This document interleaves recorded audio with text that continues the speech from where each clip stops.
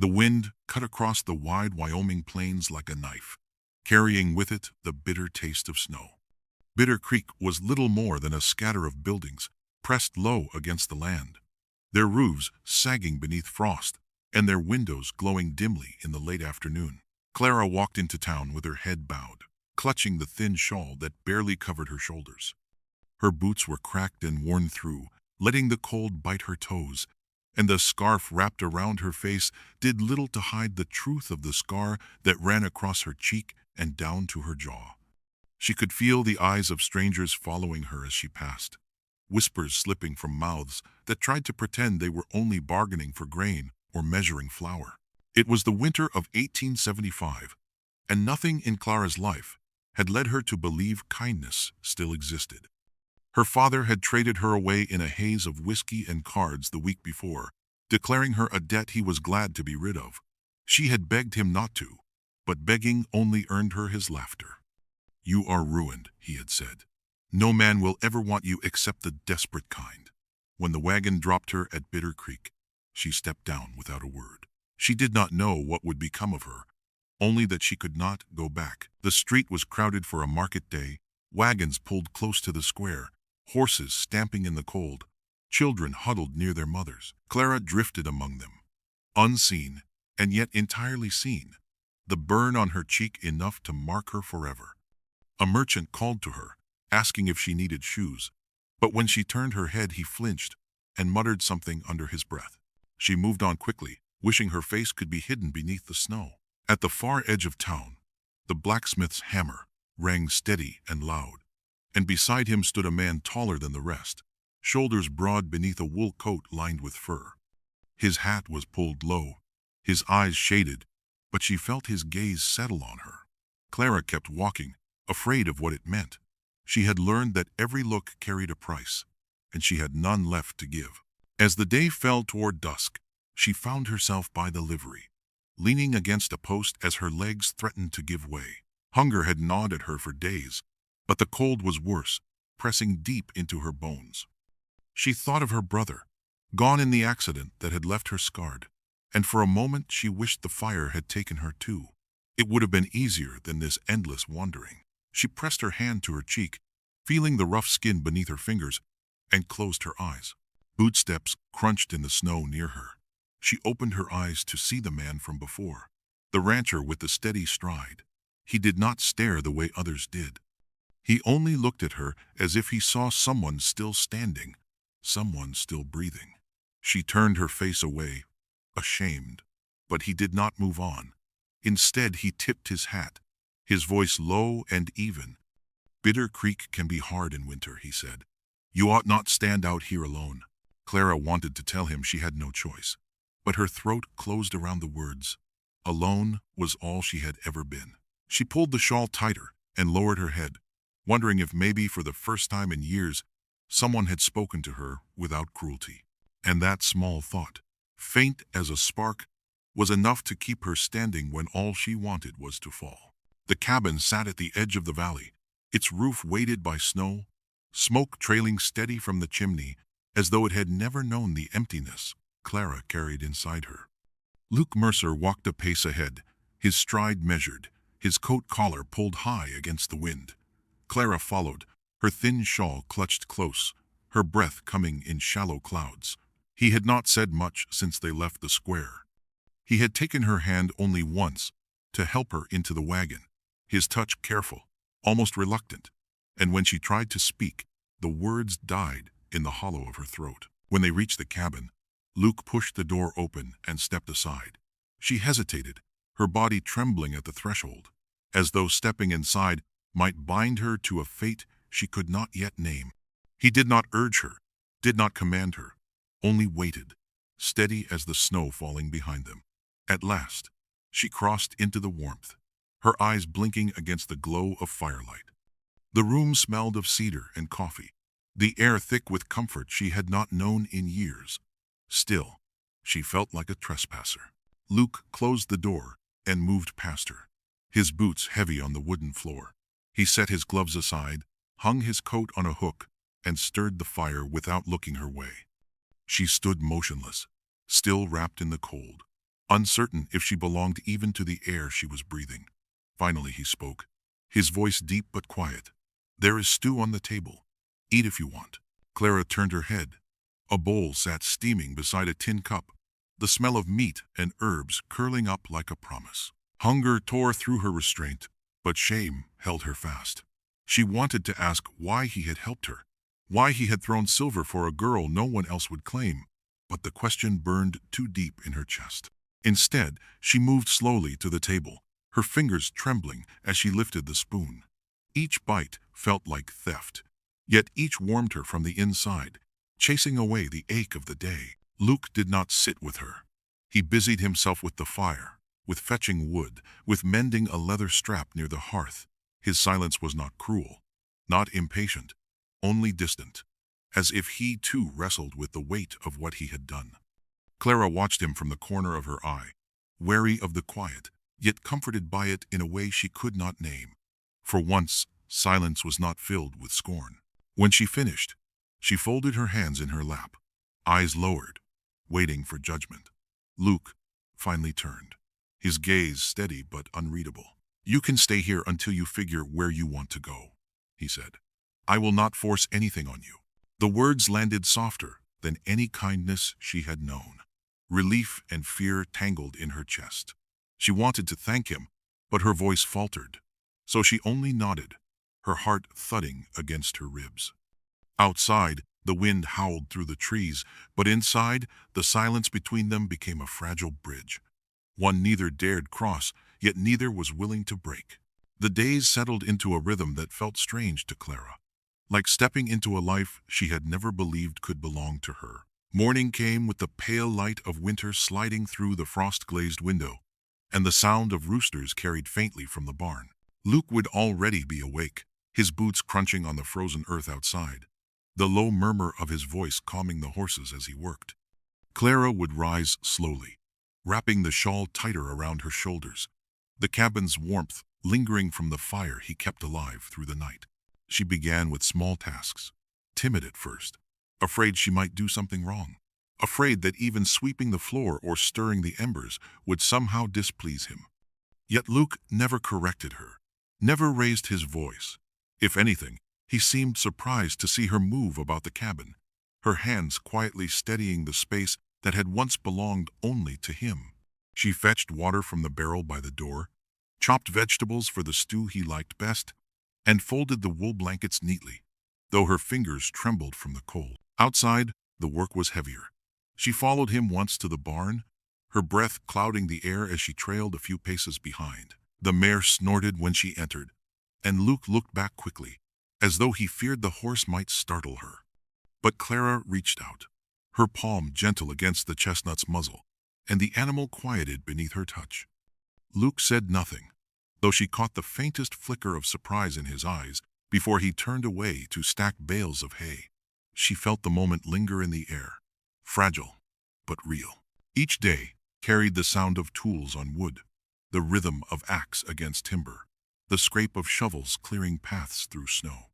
Luke showed her where he kept the dried herbs, how to bank the fire so it would last until morning, and how to patch the tears in old shirts with the careful stitches his mother had once taught him. Clara listened more than she spoke, answering in nods, her voice catching when she tried to say simple words like, "Thank you." He never pressed her. One evening, as dusk settled deep, and the world turned blue with cold, she stood at the window, while Luke mended tack by the fire. The light painted his face in gold and shadow, and she studied the lines of his jaw, the quiet patience in the way he worked. Her heart ached with questions she could not ask. Why had he chosen to bring her here, to share food and warmth when others would have walked away? She pulled the shawl higher, hiding the scar from her reflection in the glass, and yet a strange warmth filled her chest, something both frightening and new. The cabin became less a shelter of pity, and more a place of routine, of two lives weaving slowly together. Clara found herself waiting for the sound of his boots at the door, for the way he brushed snow from his coat before stepping inside. At night, when the fire burned low, she lay awake on the narrow cot he had offered, listening to the steady breath of a man who never once treated her as less than human.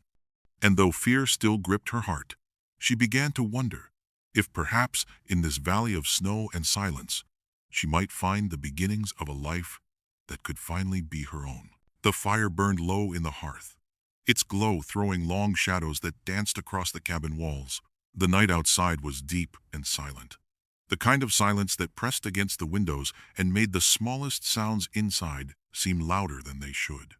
Clara sat near the flames with her hands clasped together, her shawl pulled tight though the room was warm. Luke sat across from her, mending a harness with steady fingers, the scrape of the needle threading through leather keeping time with the crackle of the wood. For a long while, neither spoke, and Clara thought perhaps it would remain that way, until the weight of memory grew too heavy in her chest to be kept quiet any longer.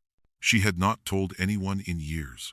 Her father had never wanted to hear it, and the townsfolk already knew the story as they chose to believe it.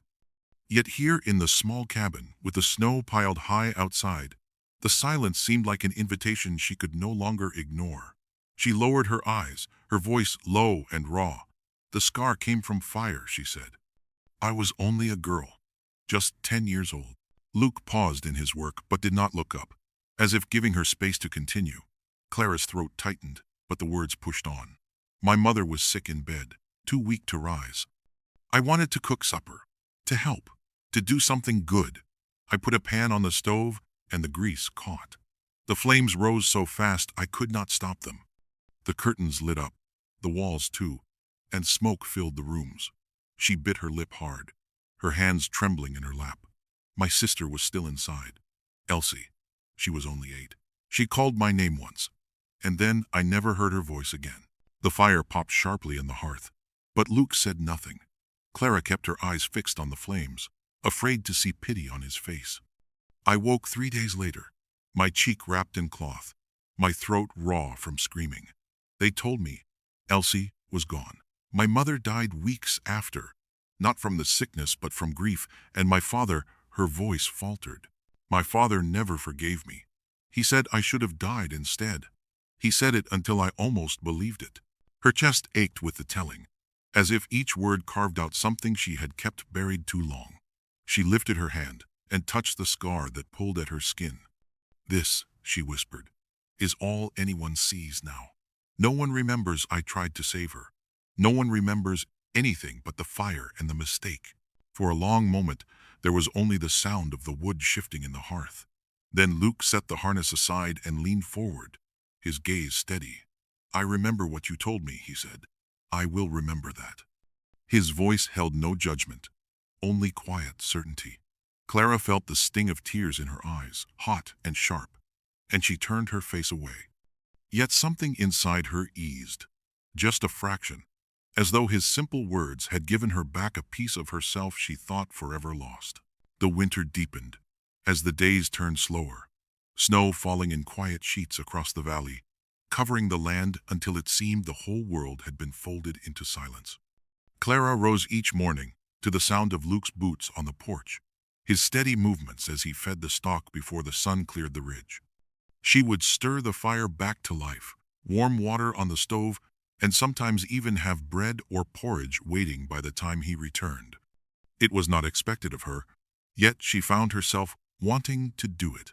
A small offering of thanks for the roof above her and the way he gave her space without question. She began to notice things about him that surprised her.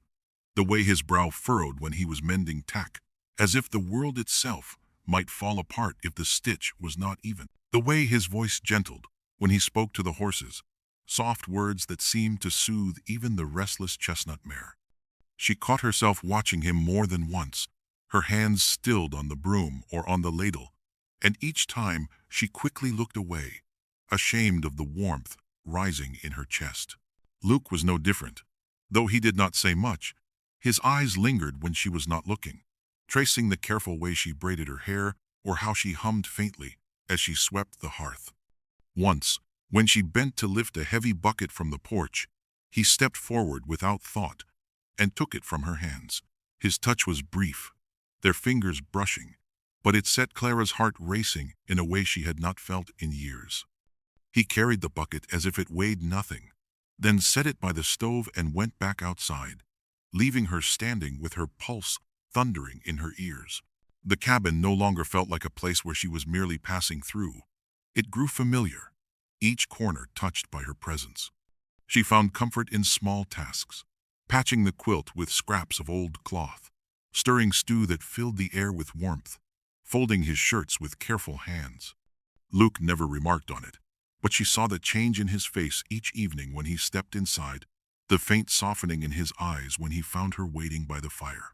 One night, as the storm raged hard against the walls, Luke sat by the window, sharpening his knife. Clara had been mending a torn sleeve, but her gaze wandered to him. The firelight caught his features, drawing out the lines of a man who had carried burdens she did not yet know. She wondered what loss had shaped him, what silence he carried in his chest. For the first time, she wished to ask, but fear held her still. Instead, she placed the mended shirt on the table and whispered, "Thank you," her voice so soft she thought he might not hear. Luke looked up, his eyes catching hers across the fire. He gave a small nod, no words, but the warmth in his gaze lingered long after. Clara turned back to her work, her cheeks burning, and in that moment she realized something had shifted. She was no longer afraid of his silence. She was beginning to find comfort in it, and beneath the weight of winter's cold, something fragile and new was beginning to take root between them. The morning was pale with frost, the sun no more than a faint shimmer behind clouds that promised more snow. Clara moved quietly about the cabin, her scarf wound close around her face, hiding the scar as she always did. She hummed softly while she washed the tin dishes in the basin, the sound no louder than the crackle of the fire. For a fleeting moment she forgot herself, forgot the way the world saw her, until the door opened and Luke stepped in from the barn, his coat dusted white and his breath steaming in the cold. She turned too quickly, the scarf slipping from her shoulders, and for the first time since she had come to the cabin, the full mark of the fire lay bare in the morning light. It stretched across her cheek, jagged and uneven, a cruel reminder that time could not erase. Luke stopped in the doorway, his eyes meeting hers before they flicked, just for a heartbeat to the scar. That heartbeat was enough to undo her. Her chest tightened and panic surged. "Do not look at me like that," she snapped, her voice sharp and breaking. Luke blinked, confused. "Like what, Clara?" "Like them," she cried, her hands rushing to cover her cheek, her back pressing against the table. "You stare and pretend you do not, but I see it. I always see it. You said I was beautiful, but it was a lie." Luke stepped forward, slowly, as though nearing a skittish horse. "I did not lie," he said, his voice calm but edged with concern. Clara shook her head, tears springing hot in her eyes. "Yes, you did. You looked at me and saw what everyone else has always seen. You saw the fire. You saw the mistake." The silence stretched, heavy as the winter sky. Luke let out a breath and set his gloves aside, his steps measured as he closed the distance between them. She flinched when he raised his hand, expecting judgment, expecting him to turn away, but his touch was steady as he placed his palm gently against her scar. Clara trembled, the warmth of his skin shocking against her cold cheek. "I am not afraid," he whispered. "This scar does not make you ugly. It proves you survived." Her tears fell harder, confusion and anger tangled in her chest. "Why would you say that?" she whispered. "Because it is true," he answered, and his voice did not falter. Then, with a tenderness that unraveled her defenses, he leaned forward and pressed his lips to the scar itself. Not her lips, not her hands, but the very place she had hidden for 10 long years. Clara gasped softly, her knees weak beneath her. No one had ever touched her scar without recoiling. No one had dared kiss it as if it were not shame but sacred. She could not speak, could not move. Luke stepped back, not asking for thanks, not demanding anything in return. He only returned to the fire, adding a log, as though he had not changed the air between them forever. Clara stood frozen, her hand rising to the place his lips had touched. The scar still burned, but the fire was different now, not of memory, but of something she could not yet name. And though fear still gripped her heart, a small part of her began to wonder, if perhaps he truly saw her as more than what she had lost. The wind carried the sound of hooves before the wagon came into view, a low rumble that made the ground tremble beneath the cabin porch. Clara stood by the window with her hands pressed to the sill, her breath fogging the glass as dread settled heavy in her chest. Down the path, a wagon rolled closer, pulled by 4 dark horses, their breath spilling white into the morning air. Men rode alongside it, rough and loud, their laughter cutting sharp against the silence of the valley. At the front sat her father, his posture slouched but his grin wide, as though he had come not only for her, but to claim victory over the life she had begun to build. Luke stepped out onto the porch, rifle in hand, his eyes narrowed against the pale light of dawn. "Stay inside," he said, his voice steady, though Clara heard the tension beneath it. She wanted to argue, wanted to tell him she would not hide this time, but the weight of fear pressed her still. She watched from the doorway, her hands clutching the frame as the wagon rattled to a stop in the yard. Her father climbed down, boots crunching in the snow, his eyes sharp despite the drink that always clung to him. "Well, look at this," he called, his words slurred but cruel. "Got her dressed like a wife now, do you, rancher? Thought you could take what was mine and make her into something she is not." He spat in the snow, his companions chuckling behind him. "She is still my daughter, and you cannot keep her unless you pay." Luke's jaw tightened, his grip firm on the rifle. "I already paid you once," he said. "She is not yours anymore." Her father laughed, the sound mean and bitter. "That was before I knew she would live in a warm cabin with a man to protect her. You want to keep her? You pay again. Otherwise, I take her back. She is nothing but scarred goods, but she is still worth more than the nothing you are." Clara gasped, the words cutting deep even though she had heard them all her life. Luke stepped forward, his voice colder now. "She is not goods. She is not for sale. She is the woman I chose, and no one calls her less than that." The air shifted, sharp and brittle. One of the men reached for his pistol, and the crack of Luke's rifle split the silence, striking the ground at the man's feet. The yard exploded into chaos. Bullets whined through the cold morning, shattering wood from the porch rails. Luke moved with practiced precision, ducking behind a barrel, firing steady shots that kept the men scattered. Clara's heart pounded as she watched him take down one with a blow to the leg, then another with the butt of the rifle. But a shot rang out, sharp and fast, and Luke staggered, clutching his shoulder as blood soaked through his coat. Clara cried out, rushing forward, but Luke shouted, "Stay back!" His voice was ragged with pain, yet his eyes burned with fire. She froze, torn between fear and fury, as her father stepped closer through the smoke of gunpowder, sneering as though he had already won. "You cannot keep her," he growled. "Not from me.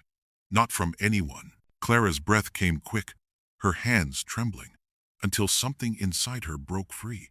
She turned, snatched the pistol from where Luke had left it on the table, and stepped out onto the porch. The weapon was heavy, her arms shaking, but she raised it high, her voice cutting through the storm of noise. "Enough." Her father spun to face her, surprise flashing across his face. Clara stood firm, her fear melting into something fierce, something that had been waiting 10 long years to rise. "You do not own me," she said, her voice steady despite the quiver in her knees. "You never did."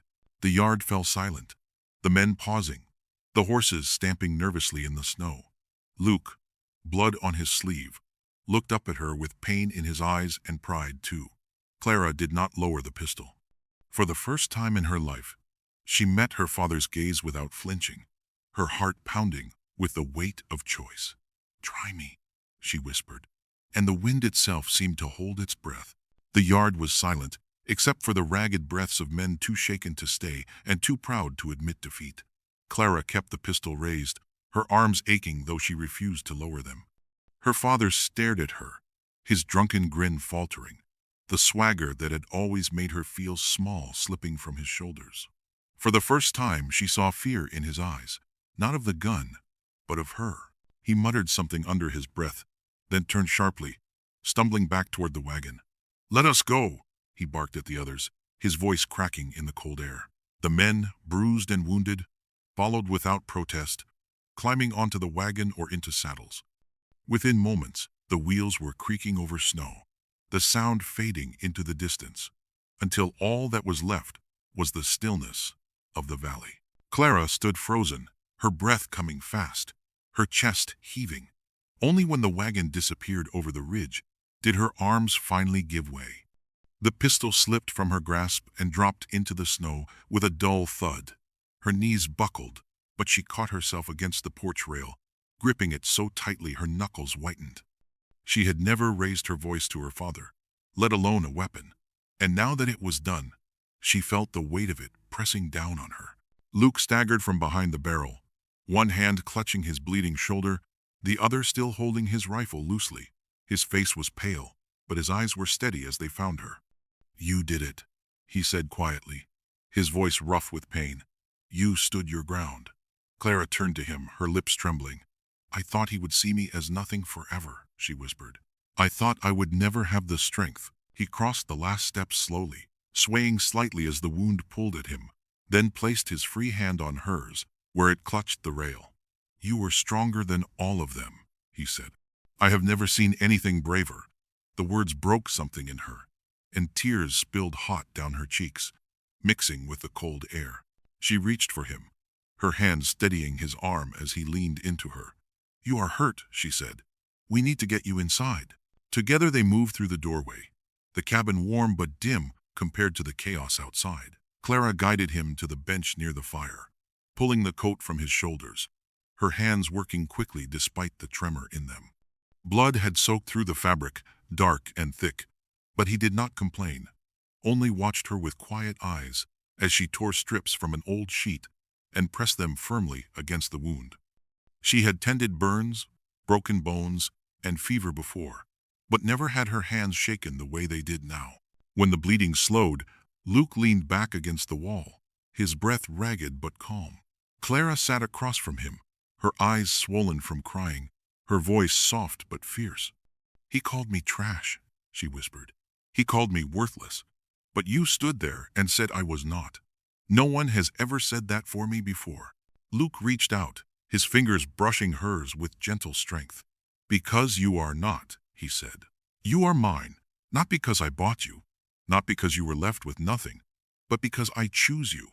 Every day, Clara, I choose you." Her tears came again, but this time they carried something lighter, something close to hope. She lowered her head, her hand covering his, and for the first time in her life the words her father had spoken no longer felt like chains. They were broken, scattered like the wagon tracks fading in the snow. In their place was the fire's glow, the warmth of a man who had stood bleeding yet unshaken, and the fragile certainty that she was no longer the girl defined by scars. She was a woman who had faced the past, and for the first time had walked away victorious. The days after the fight passed, in a strange quiet, as though the snow itself had swallowed every sound of what had happened in the yard. Clara moved through the cabin with a careful rhythm, tending to Luke's wound, fetching water, keeping the fire strong. He bore the pain without complaint, his jaw set as she bound his shoulder each morning with clean strips of cloth. He would thank her softly, his eyes steady on hers, but she could not meet his gaze for long. Something inside her had shifted, something she could not name without fear, and it pressed on her every waking hour. At night she lay awake on her cot, staring at the rafters, listening to the crackle of the fire and the even sound of Luke's breathing. Her chest ached with a longing she did not understand, a weight she had never allowed herself to feel. He had stood for her, bled for her, and called her his choice. No one had ever done such a thing. Yet the more she thought of it, the more it terrified her. What if she ruined him, the way she had ruined everything she ever touched? Her mother, her sister, the house that had burned. Now Luke's life had been marked by blood because of her. One evening, as the sky dimmed to the color of ash and the pines groaned with wind, she watched him sharpen a knife at the table. The firelight glinted off the steel, his hands calm and sure despite the bandage at his shoulder. He looked like a man carved from the land itself, solid and unyielding, and she felt so small beside him. When his eyes lifted and caught hers, she looked away quickly, shame burning her throat. She told herself she could not stay. She told herself that leaving was the only way to keep him safe. The next morning, she began to prepare in secret. While he tended the horses, she folded her shawl tight and tucked a few scraps of bread into a small cloth bundle. Her heart hammered as she placed it near the door, her hands trembling. She looked around the cabin, the walls lined with the marks of his life, the bench where he had rested with his wound, the table where he had spoken words that still echoed in her chest. A place that had begun to feel like home, though she had never dared to call it that. When Luke stepped back inside, brushing snow from his hat, she straightened quickly, trying to hide the bundle, but his eyes were too sharp, too knowing. He looked at her for a long moment, then glanced toward the door. "You are thinking of leaving," he said quietly. The truth of it nearly broke her. She lowered her head, unable to answer. He set his hat aside, his voice low but firm. "If you go, Clara, you will freeze out there." She clenched her hands, fighting the tears that threatened. "Better I freeze," she whispered. "Then you lose everything because of me." She rushed past him before he could speak again, pulling open the door and stepping into the storm. The wind cut her cheeks, snow stinging her eyes, but she kept walking, her bundle clutched tight. Each step felt heavier, but she did not turn back. She could not. Love was more frightening than the cold, and in her heart she believed she was sparing him. Yet, as the snow deepened around her boots, and the trees closed in like dark sentinels, doubt gnawed at her.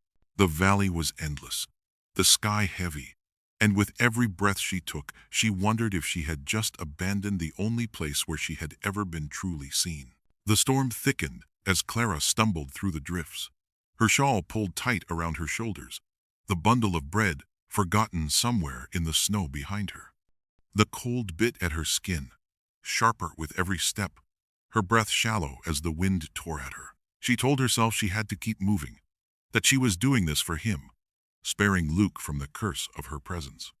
Yet her legs grew heavier, her knees buckling until she fell to the ground, her hands sinking into the frozen crust. She pressed her forehead to the snow, her tears freezing as quickly as they came, and whispered to the wind that she was sorry. Through the roar of the storm she heard her name, faint at first, then louder. "Clara." The voice cut through the howl like a lifeline, steady despite the cold. She lifted her head, blinking against the flakes, and saw him. Luke was striding toward her, his coat whipped by the wind, his face pale but set with determination. Blood still stained the bandage at his shoulder, yet he pushed forward, as if nothing could stop him. When he reached her, he dropped to his knees in the snow, pulling her close before she could protest. "You should not have followed me," she said, her voice breaking. "You are hurt. You should not be out here." His arms tightened around her, his breath warm against her hair. "Do you think I could stay in that cabin, not knowing where you were, not knowing if you would come back?" Her tears burned, and she tried to turn her face away. "I thought I was a burden," she whispered. "I thought you deserved a life without scars, without shame. You deserve a woman whole." He pulled back just enough to look at her, his eyes fierce even through the snow. "You are not a burden. You are the reason I want a life at all." Clara shook her head, disbelief tangled with hope. "Why?" she asked. "Why would you choose me?" He reached into his coat, his hands trembling from cold, and drew out a small silver ring, worn smooth by time. "This belonged to my mother," he said quietly. "It is all I have left of her." He took her hand, his fingers rough but gentle, and slipped the ring onto her finger. "I am not saving you, Clara. I am not pitying you. I am choosing you, and I will keep choosing you, for as long as you will let me." The world blurred around her, the storm fading to nothing compared to the weight of his words. She stared at the ring, her chest heaving, the tears on her cheeks no longer born of fear but of something deeper. "I do not know how to be loved," she admitted. "I have never known what it feels like." His forehead pressed to hers, his voice low and certain. "Then let me show you." For the first time she let herself lean into him, not as a shield, not as a savior, but as the man who had spoken the words she had longed to hear her whole life. In the heart of the storm, with the snow curling around them and the valley holding its breath, Clara finally believed she was not a mistake. She was his choice, and she was allowed to be loved. Spring came soft and slow, the heavy drifts melting into streams that wound through the valley, the earth waking with the scent of grass and wildflowers. The cabin that had once been buried in silence now breathed with new life. Smoke curled gently from the chimney, not out of necessity but comfort, and laughter sometimes spilled through the open door when the wind was kind enough to carry it. Clara moved with ease through the rooms now, no longer timid in her steps. Her shawl hung unused on the wall, her scar still part of her, but no longer the whole of her. She had found a way to look at her reflection without flinching, though most days she hardly thought to look at all, too busy with the life growing around her. Luke was outside repairing the fence that winter storms had broken, his sleeves rolled up, the muscles in his arms steady as he lifted each post into place. Clara watched him from the porch, her hand resting on the gentle swell of her belly. The child was not yet born, but already she felt the weight of love expanding inside her, a love that frightened her less and less with each day. She thought of the fire that had marked her, of the years she had carried shame like a chain, and she marveled that it had all led her here, to this place where hope grew like the grass beneath the Sunday. In the evenings they sat together beneath the oak tree behind the cabin, the one where Luke had built a bench with his own hands and carved her name into the grain. The valley stretched wide before them, green and golden beneath the fading light, and sometimes they spoke of the future. He wanted more horses, she wanted a garden, and both wanted a home where their child would never know the sharp bite of cruelty. Their words were simple, their plans small, but they were enough. One night, as fireflies rose from the tall grass and the stars bloomed overhead, Luke reached for her hand. "You once told me you did not know how to be loved," he said. "Do you know now?" Clara smiled, her eyes bright with the reflection of the sky. "I think I am learning," she whispered, and he kissed her knuckles as if to seal the promise. The scar on her cheek remained, yet when he looked at her it was as though he saw only light. She leaned against him, her head resting on his shoulder, the future opening before them like a path winding through the hills. She no longer feared it. She was ready to walk it with him, step by step, with laughter and tears and the kind of strength that only love could forge. If this story has touched your heart, I invite you to subscribe to Western Love Legends, to like and share your thoughts in the comments. Each story keeps the spirit of the frontier alive, where love blooms even against the hardest winds. And remember, sometimes even the toughest rancher can be brought to his knees by nothing more than a smile and a stubborn woman with a scar.